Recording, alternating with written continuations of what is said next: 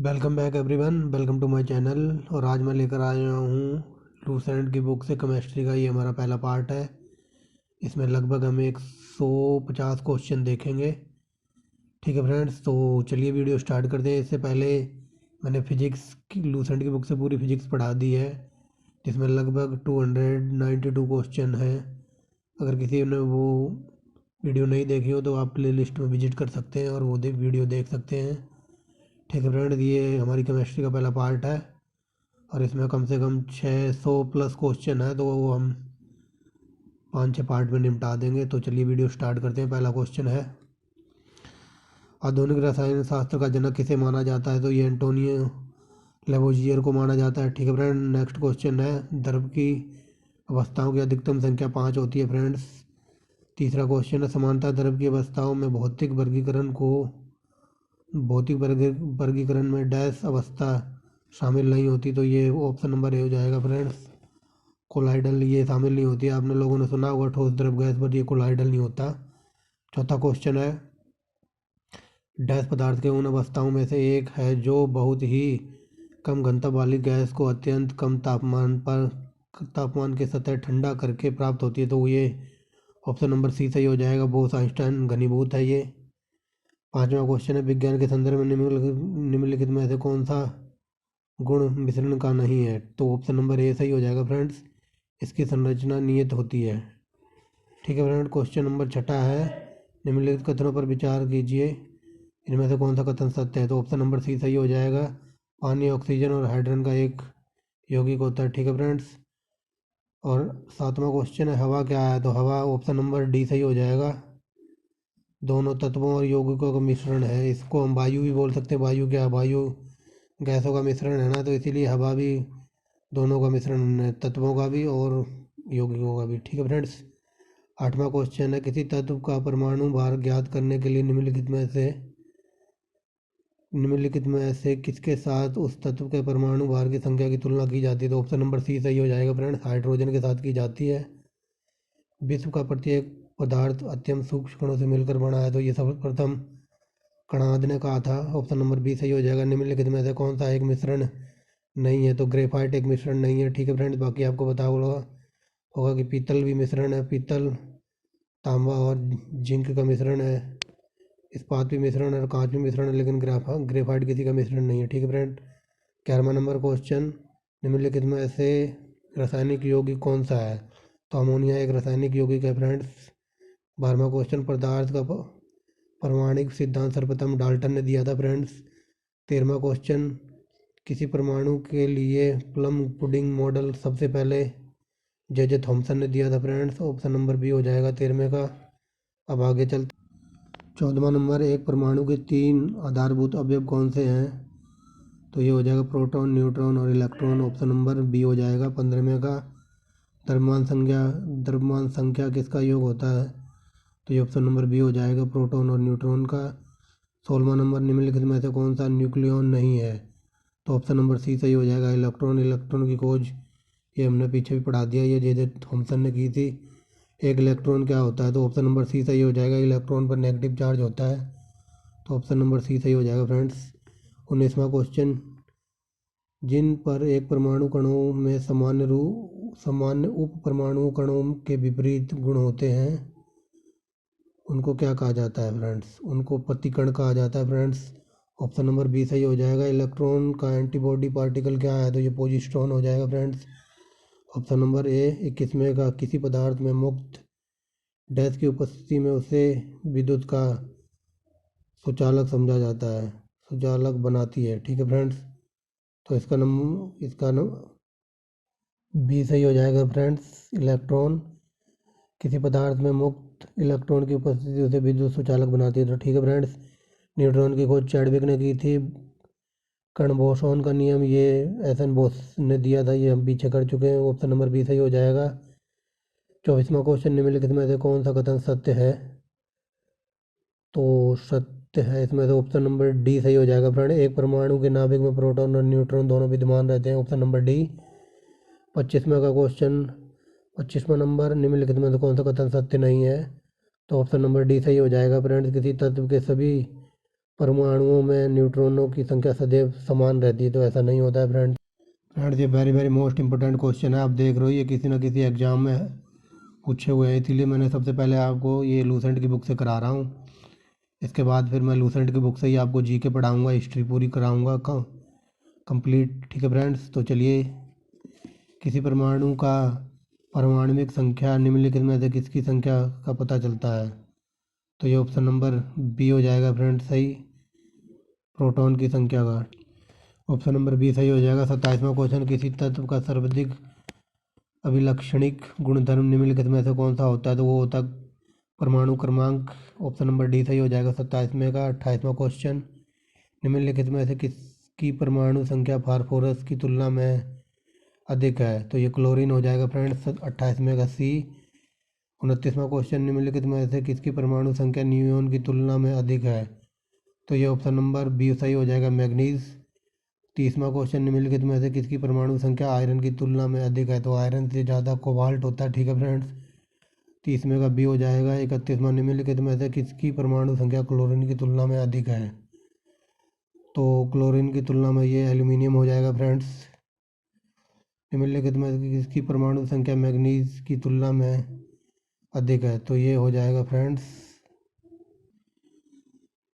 तो ये friends option number manganese की तुलना में तो एल्यूमिनियम की अधिक है, लेकिन ऊपर 31वां क्वेश्चन तो फ्रेंड इसे थोड़ा करेक्ट करेंगे, क्लोरीन की तुलना में ना तो पोटेशियम अधिक हो जाएगा। 31वें का ये हो जाएगा फ्रेंड्स, वो मिस्टेक से बोल दिया जल्दी जल्दी में। तो 31वें का एक पोटेशियम, लेकिन मैग्नीज से ज़्यादा होती है इसकी एल्यूमिनियम की। ठीक है फ्रेंड्स, तो 32वें का डी और 31वें का ए करेक्ट करेंगे फ्रेंड्स। 33वें क्वेश्चन पर चलते हैं, ऋणावेशित परमाणु में प्रोटॉनों की संख्या, और ये ऑप्शन नंबर बी सही हो जाएगा फ्रेंड्स, तत्वों के परमाणु क्रमांक से कम। ठीक है फ्रेंड्स। क्वेश्चन नंबर 34, किसी तत्व के एक परमाणु की द्रव्यमान संख्या 23 एवं परमाणविक संख्या 11 है, तो उसमें होंगे 11 प्रोटॉन होंगे उसमें फ्रेंड्स, 11 प्रोटॉन, 12 न्यूट्रॉन और 11 ही इलेक्ट्रॉन होंगे। ठीक है फ्रेंड्स, याद रखेंगे। अब चलते हैं नेक्स्ट क्वेश्चन पे। एक परमाणु की परमाणु संख्या क्या होती है जिसमें 10 प्रोटॉन और 11 न्यूट्रॉन होते हैं? तो ऑप्शन नंबर बी सही हो जाएगा फ्रेंड्स, परमाणु की संख्या 10 ही होगी उसमें भी। नेक्स्ट क्वेश्चन पर चलते हैं। 36वां क्वेश्चन, कार्बन के एक परमाणु में 6 प्रोटॉन होते हैं, इसकी द्रव्यमान संख्या 12 होती है। कार्बन के एक परमाणु में कितने न्यूट्रॉन होंगे? तो ऑप्शन नंबर बी हो जाएगा, इसका भी 6 होंगे फ्रेंड्स। क्वेश्चन नंबर 39, कितने प्रकार के क्वांटम संख्याएं होती हैं? तो ऑप्शन डी सही हो जाएगा, 4 प्रकार की। चक्रण क्वांटम संख्या 2 होती है। परमाणु जिसमें प्रोटॉनों की संख्या समान परंतु न्यूट्रॉनों की संख्या विभिन्न होती है, तो उसको समस्थानिक कहते हैं, इंग्लिश में बोले तो आइसोटोप। 42वां क्वेश्चन, दो परमाणुओं का समस्थानिक कहा जाता है। तो जैसे ऊपर हमने पढ़ा है अभी, जिनका परमाणु क्रमांक तो समान हो लेकिन उनका द्रव्यमान डिफरेंट हो, तो ऑप्शन नंबर ए सही हो जाएगा 42वें का। क्वेश्चन नंबर 43वां चलते हैं, निम्नलिखित में से कौन सा कथन समस्थानिक संभारकों के संबंध में सही है? समस्थानिक की समान द्रव्यमान संख्या होती है, तो ये ऑप्शन पहला गलत है। संभारकों की समान परमाणु संख्या होती है, ये दोनों ही फ्रेंड्स गलत हैं, तो ऑप्शन नंबर डी सही हो जाएगा, क्योंकि समस्थानिक में द्रव्यमान की संख्या डिफरेंट होती है, तो इसमें समान लिखा हुआ है इसलिए गलत है। और संभारकों में समान परमाणु संख्या होती है, तो ये भी गलत है फ्रेंड्स, जैसे कि ऊपर पढ़ा है हमने। नेक्स्ट चलते हैं 44वें नंबर पर, एक तत्व के समस्थानिक के अणुओं के द्रव्यमान में अंतर का कारण क्या होगा फ्रेंड्स? तो कोई बताएगा? बी हो जाएगा इसका, ऑप्शन नंबर बी 44वें का, उनके नाभिक में न्यूट्रॉनों की संख्या अलग अलग होती है। 45वां नंबर क्वेश्चन, समान तत्व के सभी आइसोटोप में क्या होता है? तो ऑप्शन नंबर सी सही हो जाएगा फ्रेंड्स, एक जैसी परमाणविक क्रमांक किंतु विभिन्न परमाणुक सहिति। ठीक है फ्रेंड्स। नेक्स्ट क्वेश्चन चलते हैं। जब किसी तत्व को के परमाणु की एक से ज़्यादा द्रव्यमान संख्या होती है तो उसे कहते हैं, उसे आइसोटोप कहते हैं फ्रेंड्स। आइसोटोप के रासायनिक गुण समान होने चाहिए। ठीक है फ्रेंड्स, ऑप्शन नंबर ए हो जाएगा सही। हाइड्रोजन का समस्थानिक ट्रिटियम होता है फ्रेंड्स 48 मेगा डी। समभारकों में डैश होता है। तो बताइए फ्रेंड्स, ऊपर मैं इनसे रिलेटेड क्वेश्चन करा चुका हूँ, तो बताइए। तो ऑप्शन नंबर ए होगा इसका समान भार संख्या किंतु विभिन्न परमाणु संख्या है। ऑप्शन नंबर ए हो जाएगा 49 का। क्वेश्चन नंबर 50, डैश इलेक्ट्रॉनों की समान संख्या वाले परमाणु अणु आयतन डैश होते हैं। तो ऑप्शन नंबर सी सही हो जाएगा friends, iso electronics. Next question, दो तत्व कैल्शियम का परमाणु संख्या 20 और आर्गन का 18, यानी दोनों तत्वों के द्रव्यमान संख्या 40 है, तो दोनों तत्वों को क्या कहा जाएगा? तो ये तो एकदम लॉलीपॉप क्वेश्चन है। ऑप्शन नंबर सी हो जाएगा संभारिक। ठीक है फ्रेंड्स, किसी परमाणु का उच्चतम ऊर्जा स्तर में स्थिर इलेक्ट्रॉनों की डैश कहा जाता है। तो बताइए फ्रेंड्स, क्या कहा जाता है? सी सही हो जाएगा फ्रेंड्स, ऑप्शन नंबर सी। ठीक है फ्रेंड्स, संयोजकता इलेक्ट्रॉन्स। किसी तत्व के रासायनिक गुणधर्म किस पर निर्भर करते हैं? ऑप्शन नंबर ए हो जाएगा 53 का, तत्व के बाहरी कोश के इलेक्ट्रॉनों की संख्या पर। ठीक है फ्रेंड्स, रेडियो सक्रियता की परिघटना ये हेनरी बैकरेल ने दी थी। रेडियो की यूनिट क्यूरी होती है फ्रेंड्स, ये हम पीछे पढ़ चुके हैं। रेडियो धर्मिता नापी जाती है गीगर मूलर काउंटर में। रेडियो धर्मी वस्तुओं को मापने, रेडियो वस्तुओं को किससे बनने पात्र में रखना चाहिए? मतलब रेडियो धर्मी की जो वस्तुएं होती हैं उनको शीशे में रखना चाहिए। ऑप्शन नंबर ए हो जाएगा 57 का।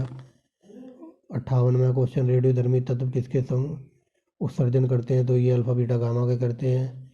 निम्नलिखित में से किसमें ऋणात्मक आवेश होता है? ऑप्शन नंबर बी सही हो जाएगा। 60वां क्वेश्चन, निम्नलिखित में से किसके उत्सर्जन से समभारिक उत्पन्न होता है? तो ऑप्शन नंबर बी हो जाएगा 60वें का भी, 59वें का भी और 60वें का भी। रेडियो धर्मी पदार्थ में किस दौरान कोई परिवर्तन नहीं होता? तो ऑप्शन नंबर बी हो जाएगा 61वें का। गामा उत्सर्जन, अल्फा बीटा गामा की भेदन शक्ति क्या होती है? तो मतलब सबसे तेज होती है गामा किरणें, फिर बीटा, फिर अल्फा, सबसे कम अल्फा होती है। ठीक है फ्रेंड्स, न्यूनतम प्राज्ञ में पूछा है तो न्यूनतम अभी बताया मैंने, अल्फा किरणें सबसे कम होती हैं खतरनाक। Question number 65, alpha particle dash होते हैं। तो ऑप्शन नंबर डी सही हो जाएगा फ्रेंड, बिल्कुल हीलियम के केंद्र जैसा। क्वेश्चन नंबर 66, अल्फा कण में दो धनात्मक आवेश चार्ज होते हैं, इसका द्रव्यमान निम्न में से किस एक के लगभग के बराबर होता है? तो ऑप्शन नंबर बी सही हो जाएगा फ्रेंड्स, हीलियम के केंद्र के एक परमाणु का द्रव्यमान। ठीक है friends, question number 67, radio active समरागी के उत्सर्जन बीटा किरणें क्या है? तो ऑप्शन नंबर डी सही हो जाएगा फ्रेंड, केंद्र के चारों ओर घूमने वाले इलेक्ट्रॉन। 68वां क्वेश्चन, गामा किरणें किससे बनी होती है? तो ऑप्शन नंबर डी सही हो जाएगा 68वें का, ये यूपीएससी में पूछा हुआ है फ्रेंड्स। विद्युत चुंबक तरंगे। ठीक है फ्रेंड्स, 69वां क्वेश्चन, किसी नाभिक में गामा 6 से क्या होता है? तो ठीक है फ्रेंड्स, बताइए। ऑप्शन नंबर डी सही हो जाएगा फ्रेंड इसका। 69वें का, ना तो नाभिक के द्रव्यमान की संख्या बदलती है और ना ही परमाणु क्रमांक बदलता है। 70वां क्वेश्चन, निम्नलिखित में से किस में एक रेडियो सक्रिय तत्व है? तो ऑप्शन नंबर सी सही हो जाएगा फ्रेंड्स, प्लूटोनियम। कार्बन डेटिंग से किसका पता चलता है? जीवांश का पता चलता है। Option number A. कौन से कार्बन का प्रयोग होता है? तो इसमें केवल C6C14 का होता है। ऑप्शन नंबर ए हो जाएगा 72वें का। एक रेडियोधर्मी पदार्थ की अर्ध आयु 10 दिन है, इसका अभिप्राय यह है कि ऑप्शन नंबर सी सही हो जाएगा, पदार्थ का 3/4 भाग का विघटन लगभग 20 दिन में हो जाएगा। ठीक है फ्रेंड्स, 74वां क्वेश्चन, रेडियोधर्मी पदार्थ का आधा जीवन काल 70 दिन है, उसी पदार्थ का 1 ग्राम कितने दिन बाद 0.25 ग्राम रह जाएगा? तो ऑप्शन नंबर ए सही हो जाएगा, 140 दिन में। किसी रेडियो सक्रिय पदार्थ रेडियम की अर्ध आयु 1600 वर्ष है, कितने बर्स बाद रेडियो सक्रिय पदार्थ का 25% बचेगा? तो ये ऑप्शन नंबर ए सही हो जाएगा। अब 3200 बर्स बाद। ठीक है फ्रेंड्स। ल्यूकेमिया रक्त कैंसर में प्रयोग होने वाला क्या कहते हैं रेडियो समस्थानिक कौन सा है? तो ये ऑप्शन नंबर सी हो जाएगा फ्रेंड्स, फास्फोरस 32। ठीक है फ्रेंड्स। 77वां क्वेश्चन, निम्नलिखित में से कौन सा सम्मिलित नहीं है? तो ऑप्शन नंबर डी सही हो जाएगा फ्रेंड्स। जो गोल्ड 198 है ये रेटिना दोषों का उपचार, ये गलत है फ्रेंड्स। कोबाल्ट 60 आमतौर पर विकिरण चिकित्सा में प्रयुक्त होता है। तो ऑप्शन नंबर सी सही हो जाएगा फ्रेंड्स। जो जिनको मतलब कैंसर वगैरह हो जाता है, जिनका कोबाल्ट 60 इलाज किया जाता है, उनको गामा किरणें दी जाती हैं फ्रेंड्स। नेक्स्ट क्वेश्चन देखिए 79 नंबर। तो ऐसे क्वेश्चन आजकल बहुत पूछे जा रहे हैं 79 नंबर की तरह जो मिलान करने वाले। तो कोई बताएगा फ्रेंड्स इसका आंसर क्या हो सकता है? जैसे कि अभी मैंने ऊपर बताया कोबाल्ट से कैंसर का इलाज होता है, तो बी का पहला। अब देख लो बी का पहला कहाँ है? तो ऑप्शन नंबर सी में है बी का पहला और डी में है, यानी कि दो हमारे एलिमिनेट हो गए इससे। ठीक है फ्रेंड्स। और यूरेनियम नाभिकीय ईंधन है, तो पहले का चौथा सी में दिया हुआ है और बी का पहला चुप, यानी कि 4-1 हमारा सी में है। ऑप्शन नंबर सी सही हो जाएगा फ्रेंड। ऐसे क्वेश्चन आजकल बहुत पूछे जा रहे हैं मिलान करने वाले, तो आप देख लेना मिलान करके। यूरेनियम का तो सबको पता है ये नाभिकीय ईंधन है, तो यानी कि पहले का चौथा या तो बी होगा या फिर सी होगा, क्योंकि दो ऑप्शन तो एलिमिनेट हो गए। उसके बाद कोबाल्ट से कैंसर का इलाज होता है, यानी कि बी का पहला, तो बी का पहला सी में है। ठीक है फ्रेंड। तो ऑप्शन नंबर सी सही हो जाएगा। किस प्रकार की अभिक्रिया में सबसे अधिक हानिकारक विकिरणें पैदा होती हैं?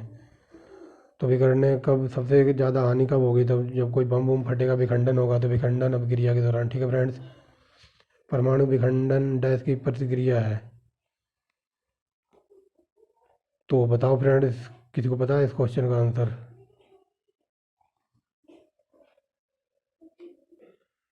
बताओ फ्रेंड्स, पता है किसी को? तो ऑप्शन नंबर बी होगा इसका, एक भारी परमाणु नाभिक के उपखंड। ठीक है फ्रेंड्स। नेक्स्ट चलते हैं 82वें नंबर पर। निम्न में से एक अभिकथन और एक कारण दिया गया है। परमाणु विखंडन की घटना में अत्यधिक ऊर्जा उत्पन्न होती है। ठीक बात है फ्रेंड, बिल्कुल ओके है। वह प्रक्रिया जिसमें एक नाभिक दो भागों में टूट जाता है उस परमाणु को विखंडन कहते हैं। ठीक है फ्रेंड्स। तो ऑप्शन नंबर ए सही हो जाएगा फ्रेंड्स। कथन और कारण दोनों सही हैं, बट इसका जो क्वेश्चन क्या कहते हैं, कथन और कारण तो दोनों सही हैं, लेकिन जो ए है ना वो आर की सही व्याख्या नहीं कर रहा है। तो ऑप्शन नंबर ए सही हो जाएगा फ्रेंड्स। 83वां नंबर क्वेश्चन, परमाणु बम किस सिद्धांत पर कार्य करता है? तो ये हमने लास्ट टाइम भी डिस्कस किया था। जब बम फटेगा तो सब विखंडन होगा और अनियंत्रित होगा, तो मतलब जब बम फटेगा तो किसी के कंट्रोल में नहीं होगा। तो ऑप्शन नंबर बी सही हो जाएगा, अनियंत्रित और नाभिकीय विखंडन। ठीक है फ्रेंड्स। तो 84 नंबर पे आ गए फ्रेंड्स, परमाणु विस्फोटन। अगर मान लो परमाणु बम फट रहा है तो उसमें भी सेम प्रक्रिया है, अनियंत्रित श्रृंखला प्रक्रिया होगी। तो ऑप्शन नंबर डी सही हो जाएगा फ्रेंड्स। 85वां नंबर, जब जापान पर बम गिराए थे उनका नाम पूछा गया, तो ये लॉलीपॉप क्वेश्चन है। ऑप्शन नंबर ए सही हो जाएगा फ्रेंड्स। वर्ष 1945 में नागासाकी बम गिराए गए, तो उसमें प्लूटोनियम भरा हुआ था। ठीक है फ्रेंड्स। न्यूक्लियर संयंत्र के दौरान निम्नलिखित में से क्या होता है? ऑप्शन नंबर सी सही हो जाएगा फ्रेंड्स। दो हल्के न्यूक्लियाई मिलकर एक भारी न्यूक्लियस बनाते हैं। ठीक है फ्रेंड्स। आगे चलते हैं 88 नंबर पर। निम्नलिखित में से कौन सा सौर ऊर्जा का स्रोत है? तो ऑप्शन नंबर बी सही हो जाएगा फ्रेंड्स। हाइड्रोजन बम किस प्रकार करता है? तो ये ऑप्शन नंबर